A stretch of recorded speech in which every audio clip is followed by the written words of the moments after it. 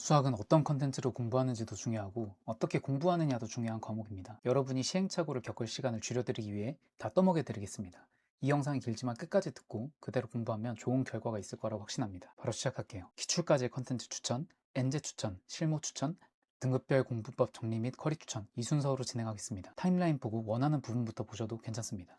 기출까지의 컨텐츠부터 간단하게 정리해 보겠습니다. 메가스터디부터 시작하겠습니다. 현우진 선생님은 현 시점에서 시발점은 추천하지 않고 뉴런은 일부에게만 추천합니다. 그 이유에 대해 간략하게 설명할게요.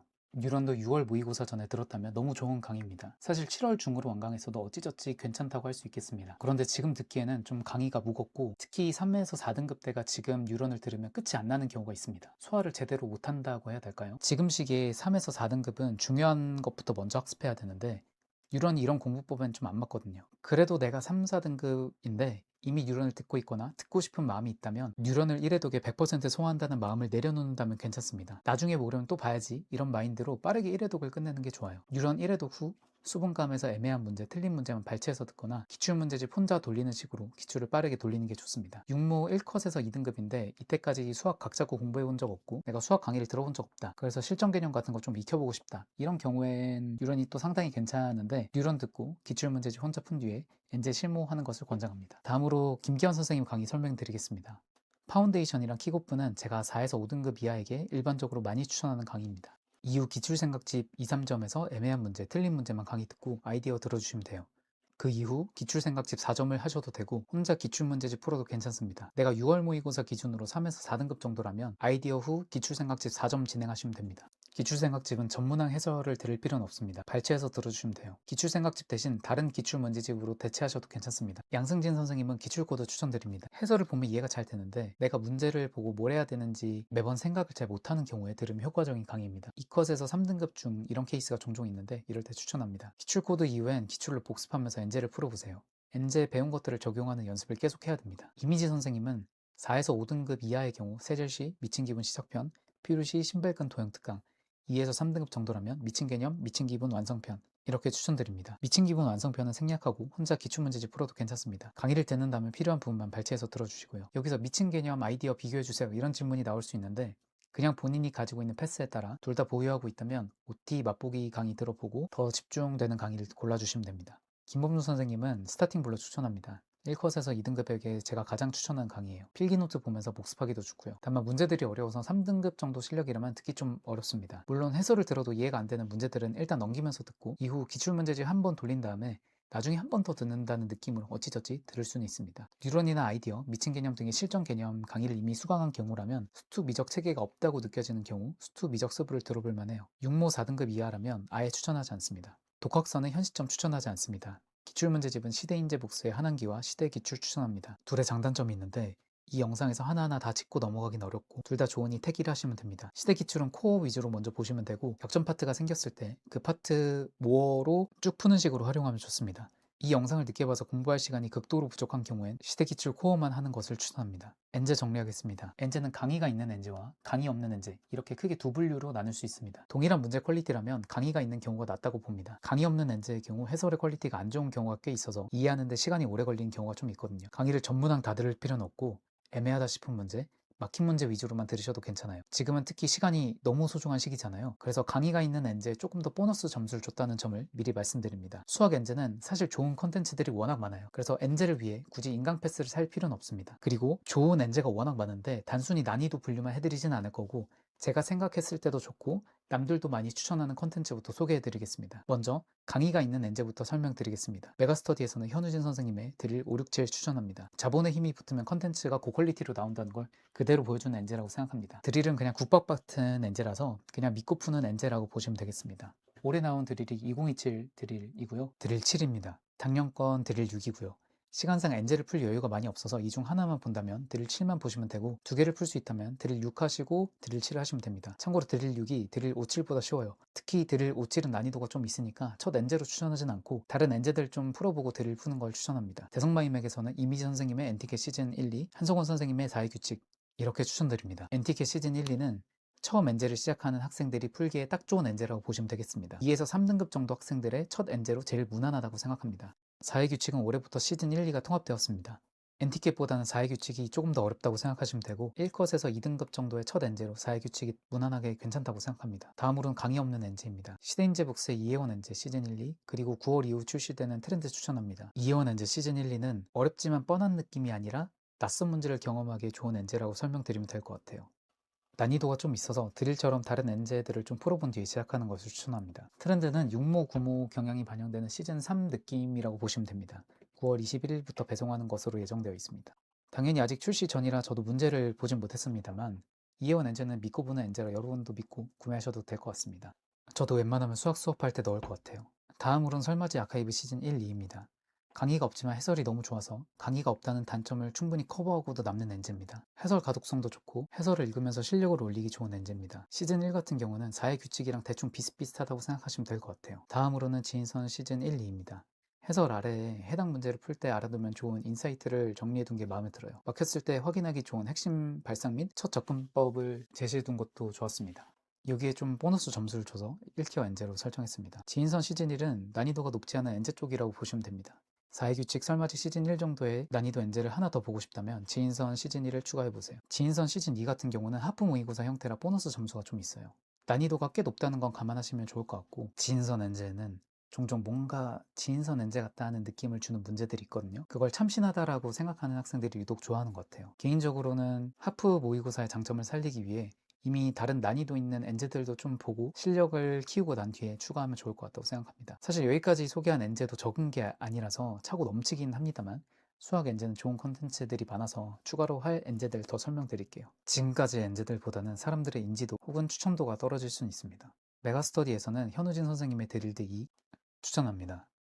상대적으로 예전에 출제돼서 트렌드 반영이 안 된 점은 단점이지만 퀄리티만 놓고 보면 좋은 엔제입니다. 다만 드릴드 2, 드릴 5, 6, 7 이렇게 현우진 선생님만의 엔제를 보는 것보다는 여러 종류의 엔제를 섞는 것을 더 추천합니다. 다음으로 양승진 선생님의 블랙 엔코드. 블랙 엔코드는 인지도가 높은 엔제는 아니긴 합니다. 그렇지만 퀄리티도 괜찮고 강의 보너스 점수도 있어서 추천해요. 숨은 꿀 엔제 같은 느낌입니다. 난이도는 꽤 있습니다. 대성마이맥에서는 이미진 선생님의 하사십을 추천합니다. 하프 모의고사 형태 엔제입니다. 하사십이 꽤 많이 어려워서 엔티켓 생각하고 덤비면 안 됩니다. 하프 모의고사 형태라 감을 계속 유지시켜 준다는 점도 장점이긴 합니다. 강의가 있는 것도 보너스고요.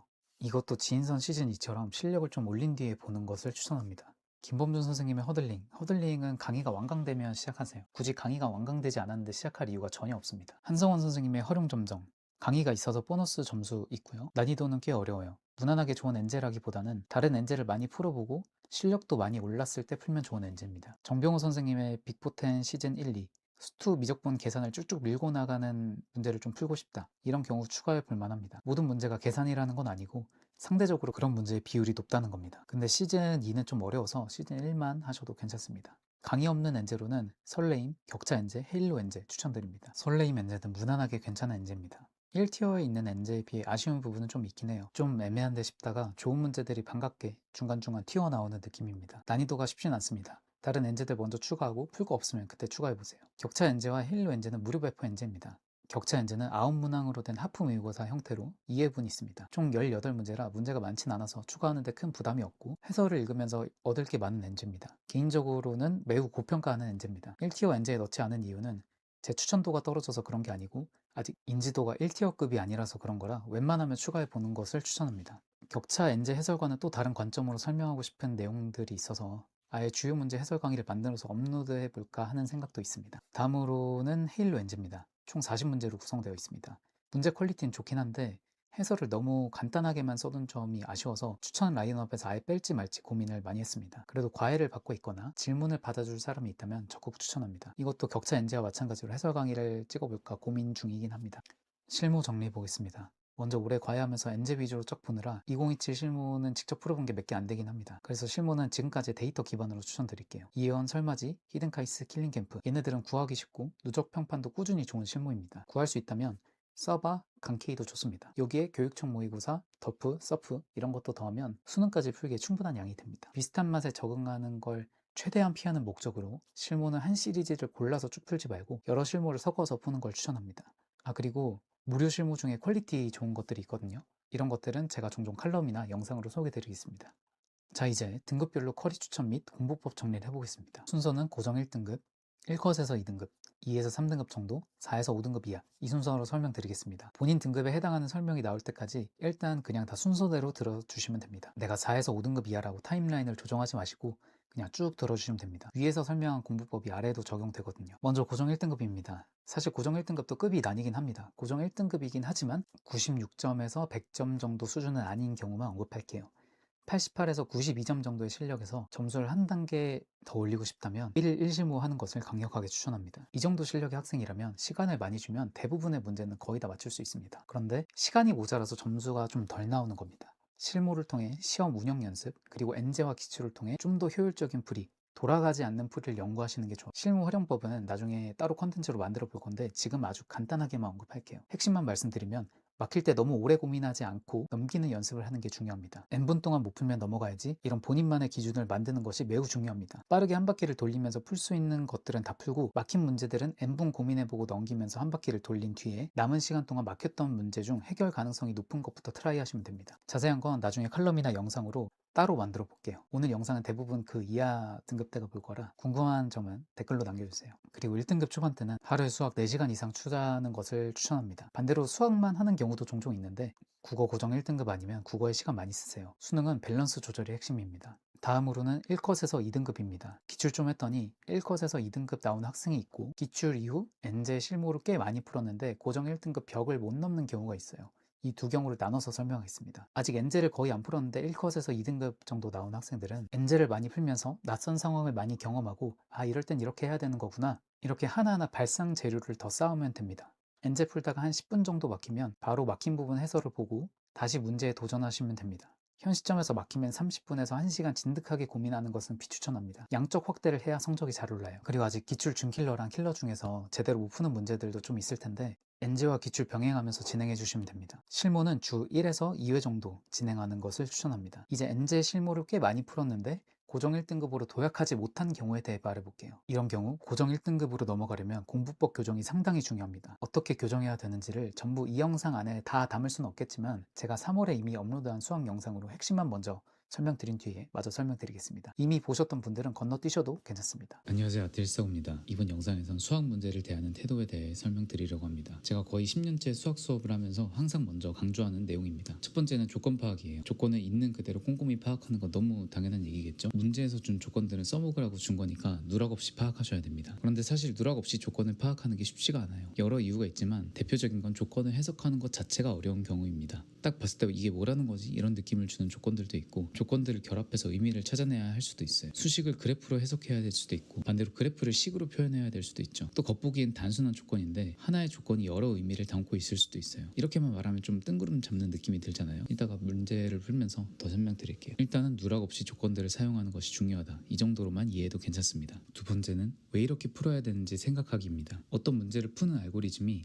A, B, C, D 순서로 이루어져 있다고 해볼게요. 그냥 A를 보고 이것저것 다 해보다가 어쩌다 답인 D가 나왔다, 이렇게 푸는 게 아니라 내가 최종적으로 구해야 하는 게 D인데 이걸 구하려면 C를 구해야 되겠구나, C를 구하려면 B를 구해야 되니까 A를 통해서 B를 구하면 되겠네, 이렇게 거꾸로 내가 뭘 구해야 되는지를 먼저 파악하고 그에 맞춰서 풀이 방향을 잡아보는 겁니다. 쉬운 문제로 이해해 볼게요. x제곱 플러스 x 빼기 12는 0이라는 조건이 있고 구하는 것이 두 실근의 합이라고 해봅시다. 인수분해로 두 근의 합을 구할 수도 있고 근과 계수와의 관계를 이용할 수도 있습니다. 이때 내가 구하는 것이 두 근의 합이라는 것을 확인하면 그냥 근과 계수와의 관계만 쓰면 되니까 풀이 방향을 단축시키고 확정시킬 수 있습니다. 반면에 양수인 근을 구해라, 이렇게 나오면 이번에 인수분해를 해야 되겠죠. 이렇게 쉬운 문제에서도 결론을 확인하는 것만으로도 풀이가 간결해지는데 복잡한 문제일수록 그 차이가 더 커집니다. 이제 예시 문제를 풀면서 지금까지 얘기했던 것들을 연습해 볼게요. 19학년도 수능 나영 21번입니다. 웬만하면 문제를 혼자 풀어보고 계속 영상 보는 것을 추천합니다. 풀어보셨나요? 먼저 해야 되는 건 조건 파악이죠. 제일 먼저 확인해야 되는 게 뭐라고 했죠? 구해야 되는 것을 확인하는 거라고 했죠. 뒤에서부터 거꾸로 접근해 봅시다. 내가 구해야 되는 것이 G2인데 G2라는 값이 그냥 튀어나올 수도 있고 Gx에 X는 2를 대입해서 구할 수도 있겠죠. 그런데 문제를 보니까 Gx를 구해야 될 것 같아요. 파란색 조건인 F1은 자연수 같은 조건은 fx를 제한시켜주는 조건이라 풀이의 후반부에 써먹으면 될 것 같아요. 남은 조건들을 보면서 내가 gx를 구해야 되니까 gx가 들어간 노랑 조건을 변형시켜야 되겠다 이런 생각을 할 수 있겠죠. 노란 조건에 gx가 있으니까요. 그럼 이렇게 노랑 조건을 변형할 수 있습니다. 그럼 또 자연스럽게 gx를 알기 위해서는 fx를 구해야 되는구나 이렇게 생각이 연결이 됩니다. 아직 문제를 끝까지 안 풀어보신 분은 머리로만 생각해도 좋으니까 잠시 영상을 멈추고 그 다음에 어떻게 풀어야 되지? 이걸 한번 생각해 보세요. 생각해 보셨나요? 내가 fx를 구해야 되니까 fx가 들어간 조건을 써먹어야겠다 이런 생각을 하는 게 자연스럽죠. 왼쪽처럼 가조건을 그대로 쓸 수도 있고 오른쪽처럼 가조건을 변형한 식을 쓸 수도 있습니다. 둘 다 수학적 본질은 똑같아요. 왼쪽은 가조건이 항등식이니까 의미 있는 숫자를 대입하는 건 자연스러운 태도잖아요. x에 0을 넣어서 f0이 0임을 뽑아내고 fx가 x를 인수로 가지고 있구나 이렇게 해석을 한 거고 오른쪽은 어차피 g0은 1에 담긴 의미를 다 뽑아내려면 극한식을 써야 되는구나 이걸 아니까 그렇게 쓴 겁니다. 여기서 g0은 1이라는 것은 두 가지 의미가 있어요. g0의 함수값이 존재한다는 의미가 있고 그 함수값이 1이다 이렇게 두 가지입니다. 이런 조건이 정보를 두 개 담고 있다는 걸 잘 알고 있었다면 오른쪽 풀이로 푸는 것도 어렵지 않았을 겁니다. 이렇게 조건에 대한 이해가 풀이의 당위성을 결정하기도 합니다. 필수적인 실전 개념, 행동 강령 등은 생각의 흐름을 어느 정도 자동화해주는 역할을 하는데 이것들에 대해서는 나중에 따로 다뤄볼게요. 다시 돌아와서 계속 풀어보면 함수값이 존재하기 때문에 0분의 0꼴이 되는 거라 x를 인수로 가지게 되는 거고 그 함수값이 1이라서 b가 3이 되는 거죠. 이 문제의 기준으로 어떤 방법이 더 좋다 이런 건 없어요. 다만 내가 왜 이렇게 풀어야 되는지에 대한 이해를 바탕으로 문제를 풀면 된다 이 정도로 보시면 됩니다. 계속 더 풀어볼게요. gx가 실수 전체 집합에서 연속이니까 x제곱 플러스 ax 플러스 3의 실근이 없어야 됩니다. 만약 실근이 존재한다면 분모만 0으로 가는 부분이 생기게 되니까요. 따라서 판별식 d가 0보다 작아야 됩니다. 그럼 a제곱이 12보다 작아야 되겠죠. 그럼 이제 a의 범위만 구하면 되는데 남은 조건인 f1이 자연수를 쓰면 4 플러스 a가 자연수니까 a의 범위가 마이너스 3부터 3까지의 정수임을 알 수 있습니다. G2의 식이 이렇게 되니까 a가 3이 되겠네요. 사고의 흐름을 다 정리해서 말로 하다 보니까 길어졌는데 실제 실전 풀이를 보여드리면 이 정도로 슥싹 금방 끝나거든요. 사실 3에서 4등급 정도만 돼도 해설지를 보거나 해설 강의를 보면 대부분의 문제를 이해할 수 있습니다. 특히 방금 문제처럼 해설을 들으면 너무 쉬운 문제를 처음 풀 때 제대로 풀지 못했거나 풀긴 풀었는데 어찌저찌 풀어낸 거라면 내가 왜 이렇게 풀어야 되는지 평소에 생각을 잘 안 하고 풀어서 그래요. 그러니까 무작정 손부터 움직이지 말고 이렇게 문제를 풀어야 되겠다 이런 식으로 어느 정도 감을 잡은 뒤에 손을 움직여 보세요. 이런 식으로 문제를 계속 풀다 보면 나중에는 크게 의식하지 않아도 자동으로 풀이 방향을 잡으면서 풀게 됩니다. 마지막으로 세 번째, 피드백입니다. 해설지나 해설 강의를 볼 때의 태도이기도 하고 복귀 분석 과정의 태도입니다. 왜 이렇게 풀어야 되는가에 대한 생각을 피드백 과정에서 하는 거예요. 두 번째 태도가 실전에 포커스가 맞춰져 있다면 세 번째 태도는 분석에 포커스가 맞춰져 있습니다. 피드백의 핵심 이미지는 가지치기입니다. 안 되는 풀이는 쳐내고 되긴 하지만 비효율적인 풀이도 쳐내고 가능한 풀이 중에서 좋은 풀이들을 골라내는 거예요. 우리가 A를 통해서 C를 구해야 된다고 생각해 봅시다. 그런데 A 조건을 딱 보니까 시도해 볼 수 있는 풀이 방법이 3개가 떠올랐다고 해볼게요. 실전에서는 B1으로 풀었는데 틀렸어요.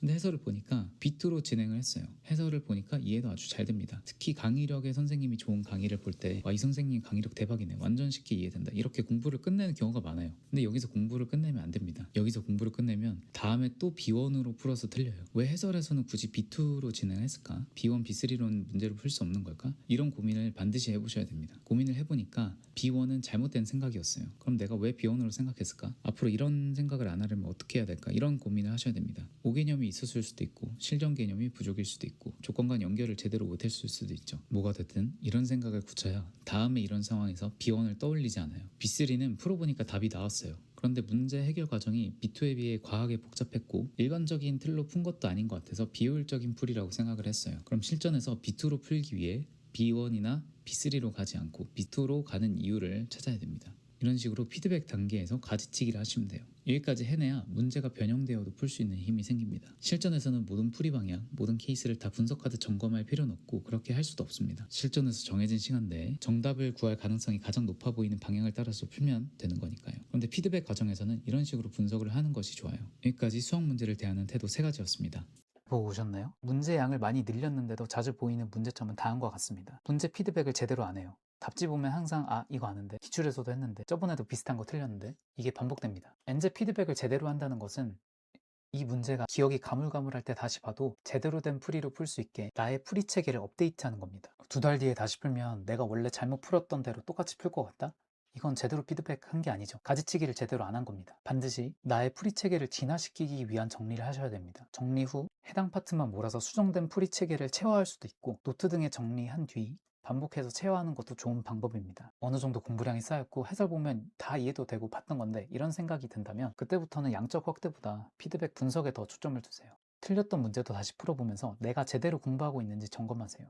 그리고 이런 케이스도 있습니다. 시간을 충분히 주면 대부분 잘 풀고 해설을 봐도 본인 풀이랑 비슷한데 시간이 항상 부족한 경우, 이런 경우는 위에 1등급 초반 케이스처럼 실무 비율을 좀 늘리면서 시간 연습을 하는 것도 필요하고, 당연히 해야 될 풀이를 빠르게 꺼내 쓰는 연습을 해야 됩니다. 저는 이걸 일단 기본 행동을 해라 이렇게 말을 하는데, 쉽게 설명드리면 풀이를 자동화하는 겁니다.